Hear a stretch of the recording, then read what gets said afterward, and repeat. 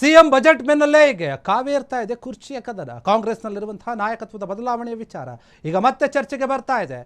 ಯಾರು ಬಿಟ್ಟುಕೊಡ್ತಾರೆ? ಸಿಎಂ ಸಿದ್ದರಾಮಯ್ಯ ಅವರು ತಾವೇ ಮನಸ್ಸು ಮಾಡಿ ಬಿಟ್ಕೊಟ್ರೆ ಮಾತ್ರ ಅದು ಬಿಟ್ಕೊಟ್ಟಂಗೆ, ಇಲ್ಲ ಅಂತಂದ್ರೆ ಇಲ್ಲ. ಕಾಂಗ್ರೆಸ್ನಲ್ಲಿ ಎಲ್ಲಿಯವರೆಗೂ ಹೈಕಮಾಂಡ್ ಹೇಳೋದಿಲ್ವ ಅಲ್ಲಿವರೆಗೂ ಇಲ್ಲ. ದೆಹಲಿಯಲ್ಲೇ ಪವರ್ ಶೋಗೆ ಮುಂದಾಗಿದ್ದಾರೆ ಡಿ.ಕೆ. ಶಿವಕುಮಾರ್. ಯಾಕಂದ್ರೆ ಮತ್ತೆ ದೆಹಲಿಗೆ ಹೋಗ್ತಾ ಇದ್ದಾರೆ. ಹೈಕಮಾಂಡ್ ಮುಂದೆ ತಮ್ಮ ಬಲ ಪ್ರದರ್ಶನವನ್ನು ಮಾಡಕ್ಕೆ ಸಜ್ಜಾಗಿದ್ದಾರೆ. ಅನೇಕ ಬಾರಿ ಹೋಗಿದ್ರು, ಈಗ ಮತ್ತೆ ಹೋಗ್ತಾ ಇದ್ದಾರೆ. ಶಾಸಕರ ನಂಬರನ್ನು ಹಿಡಿದು ಡಿ.ಕೆ. ದೆಹಲಿಗೆ ಹೋಗ್ತಾ ಇದ್ದಾರೆ. ದೆಹಲಿ ಯಾತ್ರೆಯನ್ನು ಬೆಳೆಸ್ತಾ ಇದ್ದಾರೆ. ಕಲಬುರಗಿಯಿಂದ ನೇರ ದೆಹಲಿಗೆ ಹಾರ್ತಾರೆ. ಹೋಗೋಕೆ ಎಲ್ಲ ಸಿದ್ಧತೆಯನ್ನು ಮಾಡ್ಕೊಂಡಿದ್ದಾರೆ ಈಗಾಗಲೇ. ಅದು ಕೂಡ ಖರ್ಗೆ ಅವರ ಜೊತೆನೇ ಹೋಗ್ತಾ ಇದ್ದಾರೆ. ಕಲಬುರಗಿಗೆ ಹೋಗುವ ಡಿ.ಕೆ. ಶಿವಕುಮಾರ್ ಖರ್ಗೆ ಜೊತೆ ಅಲ್ಲಿಂದ ಮತ್ತೆ ಹೋಗ್ತಾರೆ. ನೋಡಿ, ಚಿತ್ತಾಪುರದಲ್ಲಿ ವಿವಿಧ ಕಾಮಗಾರಿಗಳಿಗೆ ಚಾಲನೆ ನೀಡ್ತಾರೆ. ದೊಡ್ಡ ಮಟ್ಟದ ಕಾರ್ಯಕ್ರಮ ಇದೆ ಇಂದು. ಆ ಕಾರ್ಯಕ್ರಮಕ್ಕೆ ಚಾಲನೆ ಬಳಿಕ ದೆಹಲಿಗೆ ಹೋಗ್ತಾರೆ ಸಿಎಂ ಡಿ.ಕೆ. ಶಿವಕುಮಾರ್. ಸಿಎಂ ಸಿದ್ದರಾಮಯ್ಯ ಅವರು ಬಜೆಟ್ ಅನ್ನು ಮಂಡನೆ ಮಾಡಿದ್ರು. ಎಲ್ಲೋ ಒಂದ್ ಕಡೆ ಒಂದು ವಿಚಾರ ಇತ್ತು. ಬಜೆಟ್ ಮಂಡನೆ ಆದ ನಂತರ ಪವರ್ ಶೇರಿಂಗ್ ವಿಚಾರ ಮತ್ತೆ ಚರ್ಚೆಗೆ ಬರುತ್ತೆ. ಇಲ್ಲ, ಬಜೆಟ್ಗೂ ಮುನ್ನ ಏನಾದರೂ ಒಂದು ನಿರ್ಧಾರವನ್ನು ತಗೊಳ್ಳಿ ಅಂತ ಕೆಲವರು ಹೇಳಿದ್ರು. ಆ ರೀತಿಯಾಗಿ ಮಾಡಿದ್ರೆ ಈಗೇನು ಬಜೆಟ್ ಅನ್ನು ಮಾಡಿದ್ರಲ್ಲ ಅದು ಯಶಸ್ವಿ ಆಗ್ತಾ ಇರಲಿಲ್ಲ ಬಹುತೇಕವಾಗಿ ಎನ್ನುವಂತಹ ಡೌಟ್ ಇತ್ತು. ಹೀಗಾಗಿ ಆ ನಿರ್ಧಾರಕ್ಕೆ ಹೋಗಲೇ ಇಲ್ಲ ಹೈಕಮಾಂಡ್. ಯಾವುದೇ ಕಾರಣಕ್ಕೂ ಕೂಡ ತಲೆ ಹಾಕಲಿಲ್ಲ. ಈಗ ಬಜೆಟ್ ಮುಗಿತು ಅಲ್ವಾ, ಮತ್ತೆ ನಾಯಕತ್ವದ ವಿಚಾರ, ಕುರ್ಚಿಯ ಕದನ ಮುಂದುವರಿತಾ ಇದೆ.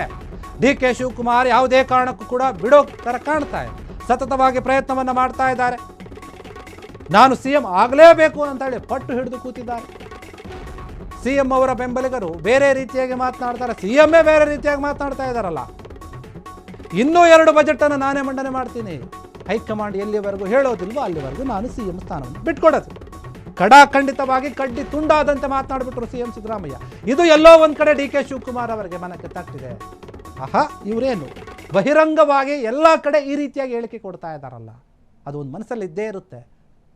ಏನೋ ಸಾರ್ವಜನಿಕವಾಗಿ ಬಂದಾಗ ಹೇಳ್ತಾರೆ ಸುಮ್ಮನೆ ಮಾತಿಗೆ, ನಾವು ಚೆನ್ನಾಗೇ ಇದ್ದೀವಿ, ಹೊಂದಾಣಿಕೆಯಿಂದ ಇದ್ದೀವಿ, ನಮ್ಮಲ್ಲಿ ಯಾವುದೇ ರೀತಿಯಾದಂಥ ಭಿನ್ನಾಭಿಪ್ರಾಯಗಳಿಲ್ಲ, ನಾವು ಪಕ್ಷಕ್ಕಾಗಿ ಕೆಲಸ ಮಾಡ್ತೀವಿ, ಹೈಕಮಾಂಡ್ ಹೇಳಿದಂತೆ ನಡ್ಕೊಳ್ತೀವಿ, ಇದೆಲ್ಲ ಮಾತು ಬರುತ್ತೆ. ಇದು ಕಾಮನ್ ಆಗಿ ಎಲ್ಲರೂ ಹೇಳುವಂಥದ್ದು. ಆದರೆ ಒಳಗೊಳಗೆ ಇರುವಂತಹ ವಿಚಾರಗಳು ಬೇರೆ, ಒಳಗೊಳಗೆ ಆಗ್ತಾ ಇರುವಂತಹ ಚರ್ಚೆಗಳೇ ಬೇರೆ ಇದೆ ಕಾಂಗ್ರೆಸ್ನಲ್ಲಿ.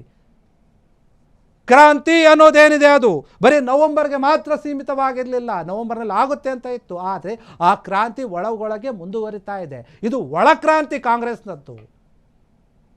ಕೆಲವೊಂದು ಬಾರಿ ಒಳಗೆ ಆಗ್ತಾ ಇರುವಂತಹ ಮಾತುಕತೆಗಳು, ಚರ್ಚೆಗಳು ಹೊರಗೆ ಬರುತ್ತೆ, ಕೆಲವೊಂದು ಬಾರಿ ಬರೋದಿಲ್ಲ. ಎಲ್ಲವೂ ಕೂಡ ಅಲ್ಲೇ ಇರುತ್ತೆ. ಇದು ಬೂದಿ ಮುಚ್ಚಿದ ಕೆಂಡದಂತಿದೆ ಈ ಒಂದು ವಿಚಾರ. ಖರ್ಗೆ ಅವರ ಜೊತೆ ಏನು ಕಲಬುರಗಿಗೆ ಹೋಗ್ತಾರೆ, ಅಲ್ಲಿ ವಿವಿಧ ಕಾಮಗಾರಿಗಳಿಗೆ ಚಾಲನೆಯನ್ನು ನೀಡ್ತಾರೆ. ಅದಾದ ನಂತರ ಅಲ್ಲಿಂದಾನೇ ಡೈರೆಕ್ಟ್ ಆಗಿ ದೆಹಲಿಗೆ ಹೋಗ್ತಾರೆ. ದೆಹಲಿಗೆ ಹೋಗಿ ಹೈಕಮಾಂಡ್ ನಾಯಕರನ್ನು ಭೇಟಿ ಮಾಡ್ತಾರೆ. ಭೇಟಿ ಮಾಡಿ ಅಭಿವೃದ್ಧಿ ಕೆಲಸದ ಬಗ್ಗೆ ಆಗಿರಬಹುದು, ಅದಾದ ನಂತರ ಈ ಒಂದು ನಾಯಕತ್ವದ ವಿಚಾರ ಚರ್ಚೆ ಆಗೇ ಆಗುತ್ತೆ. ಅದು ಇಲ್ಲ ಅಂತಂದರೆ ಯಾರು ಕೂಡ ನಂಬೋಕ್ಕೆ ಸಾಧ್ಯ ಇಲ್ಲ. ಅವ್ರು ಹೇಳ್ಬೋದು, ಇಲ್ಲ ಅದನ್ನೇನು ನಾವು ಮಾತನಾಡಿಲ್ಲ, ಬೇರೆ ವಿಚಾರ ಮಾತನಾಡಿದ್ದೀವಿ ಅಂತ ಹೇಳಿದ್ರು ಕೂಡ ಯಾರು ಕೂಡ ನಂಬಲ್ಲ. ಡಿ.ಕೆ. ಶಿವಕುಮಾರ್ ಅವರು ಪದೇ ಪದೇ ದೆಹಲಿಗೆ ಹೋಗ್ತಾ ಇರೋದು ಯಾಕೆ, ವರಿಷ್ಠ ನಾಯಕರನ್ನು ಭೇಟಿ ಮಾಡ್ತಿರೋದು ಯಾಕೆ? ಒಂದು ವೇಳೆ ಹೋದ್ರು ಅಂದರೆ ಫಿಕ್ಸ್ ಮುಗಿತು ಅನ್ಕೊಳ್ಳೋ, ಹೌದು ಅವರು ನಾಯಕತ್ವದ ವಿಚಾರವಾಗಿ ಮಾತನಾಡೋಕ್ಕೆ ಹೋಗ್ತಾರೆ ಅಂತ. ಇದು ಪಕ್ಕ ಫಿಕ್ಸ್ ಆಗಿರುವಂಥ ವಿಚಾರ. ಹೀಗಾಗಿ ಮತ್ತೆ ಏನು ದೆಹಲಿಗೆ ಹೋಗಿದ್ದಾರೆ ಇದ್ರ ಬಗ್ಗೆ ಕೂಡ ಚರ್ಚೆ ಆಗ್ತಾ ಇದೆ. ಕಲಬುರಗಿಯಿಂದ ನೇರವಾಗಿ ಹೋಗ್ತಾರೆ ದೆಹಲಿಗೆ. ಹೋದ ನಂತರ ಅಲ್ಲಿ ಏನಾಗುತ್ತೆ ಅನ್ನೋದೇ ಈಗ ಕುತೂಹಲಕಾರಿಯಾದಂತಹ ವಿಚಾರ. ಕ್ಷಣ ಕ್ಷಣದ ಸುದ್ದಿಗಳಿಗಾಗಿ ಫ್ರೀಡಂ ಟಿವಿ ಸಬ್ಸ್ಕ್ರೈಬ್ ಮಾಡಿ, ಲೈಕ್ ಮಾಡಿ ಹಾಗೂ ಫಾಲೋ ಮಾಡಿ. ಹೊಸ ಸುದ್ದಿಗಳ ನೋಟಿಫಿಕೇಶನ್ಗಾಗಿ ಬೆಲ್ ಐಕಾನ್ ಮೇಲೆ ಕ್ಲಿಕ್ ಮಾಡಿ.